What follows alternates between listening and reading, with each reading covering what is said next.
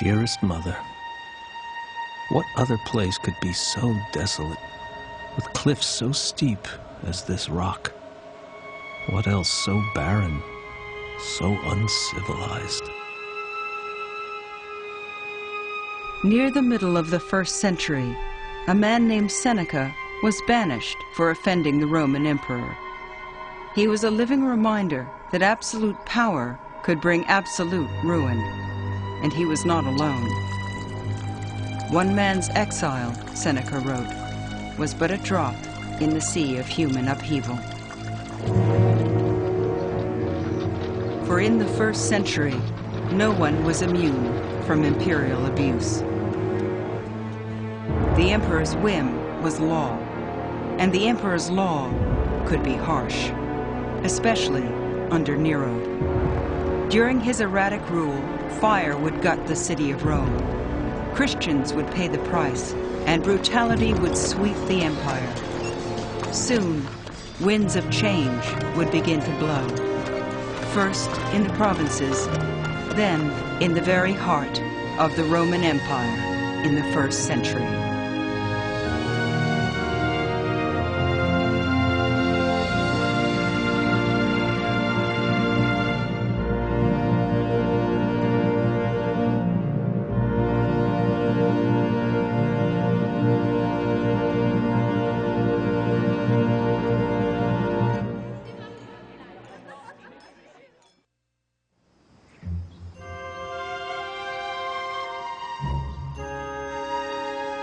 In his youth, Claudius set out to write a history.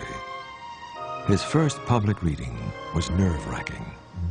At the beginning, a fat man sat down and broke some benches.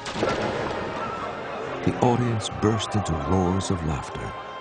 Even when the crowd settled, Claudius could not control himself, but kept remembering the incident and dissolving into laughter. Writing 2,000 years ago, an imperial biographer describes a world ruled by Rome, and Rome ruled by an unlikely man. His name was Claudius. Claudius limped and stuttered, an embarrassment to his imperial family. He lived most of his life in the shadows. He found solace as an amateur scholar, without power or influence. But as the 1st century neared its midpoint, a twist of fate had left Claudius emperor, and his critics amazed. For Claudius took the helm of the world's greatest empire with more confidence than any man since the dynasty began. Claudius expanded Roman territory. To the south, he completed Rome's conquest of North Africa. To the north, he subdued the fiercely independent tribes of Britain. From Turkey to Morocco, from the Red Sea to the North Sea, the many faces of the ancient world had become part of one empire.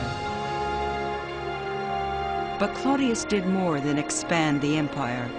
He passed laws protecting sick slaves. He allowed conquered peoples to become citizens, even members of the Senate. I like Claudius.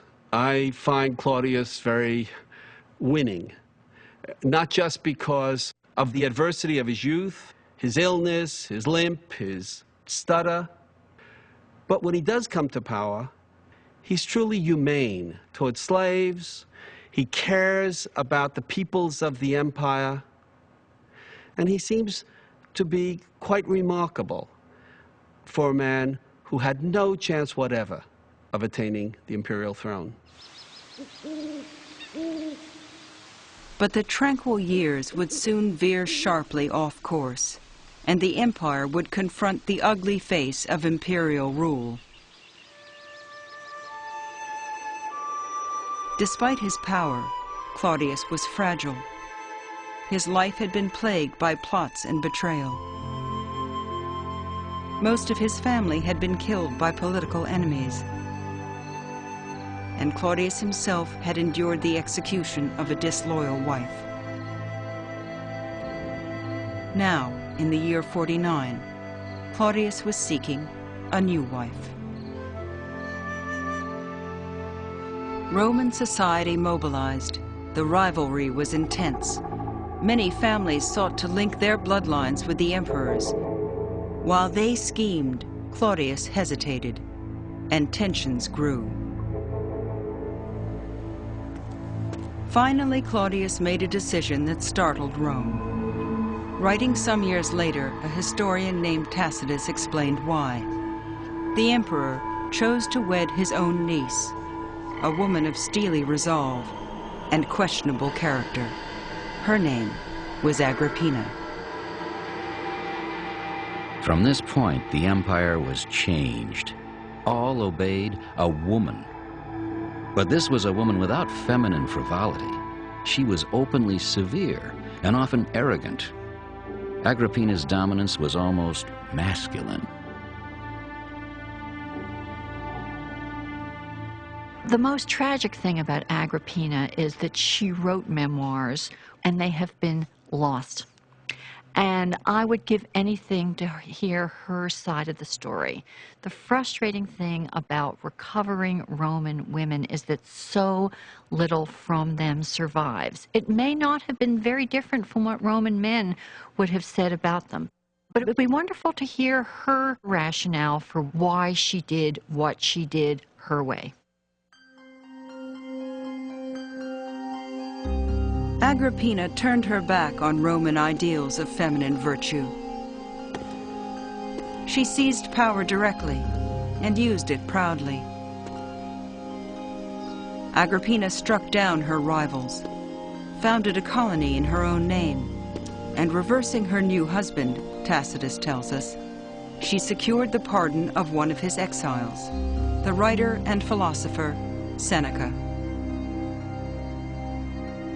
Agrippina did not want to be known only for wicked deeds, so she obtained a pardon for Seneca. She assumed this would please the public because he was a popular author. She also wanted Seneca to tutor her young son. Her son was Nero, a 12-year-old boy by a previous marriage, and still just a pawn in Agrippina's drive for total control. Another pawn was Seneca, all too eager to leave exile behind him. Seneca, she believed, would join her plans for supremacy out of gratitude for her favors. As Seneca returned to the capital's ruthless politics, he faced a stark dilemma. He had always scorned luxury and power, and condemned moral slackness. But Seneca was obliged to Agrippina and driven by ambition. After languishing for a decade in obscurity, he was drawn to the promise of influence and to the thrill of Rome. Look around at the huge influx of people, which even a city as large and diverse as Rome can scarcely house. From the whole world they converge. Ambition draws some. Others are compelled by duty. Many thirst for liberal studies. Others crave spectacles. Some put their beauty on sale.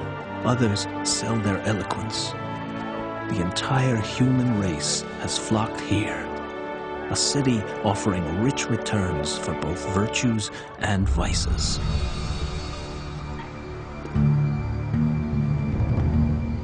Inside the imperial palace, Seneca would encounter far more vice than virtue.